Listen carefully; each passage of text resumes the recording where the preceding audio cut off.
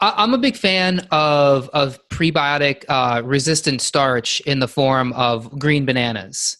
So I'll throw a green banana in my smoothie in the morning. Do you do any? I mean, I know there's products with resistant starch, but do you encourage any like resistant starch foods or foods that are high in resistant starch? The best resistant starch are the cooked ones.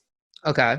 Yeah. And green banana does have like a lot of potential benefits because there are a lot of pro-anthocyanins and phytochemicals that are awesome, especially phytosteroids that are in green banana. But if you look traditionally with South American use, when it's used for diarrhea and other ailments, it's cooked. So It's what's a not good? always, yeah, it's not eaten raw. And there's like, if you taste it, there's tannins and oxalates in it. Like it like makes your Mother Nature really protected a lot of vegetables, like so they don't get mowed down by herbivores with high, concentrations of anti-nutrients, enzyme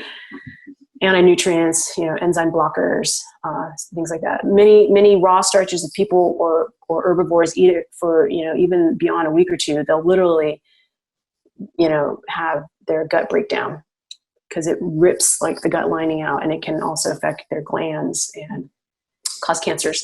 So green banana, like I don't recommend a high amount of it anymore after I start to look at the studies where there's different kind of resistant starches, right? So the raw type, when they fed it to Saccharomyces, Candida, and other fungi, they grew really hard.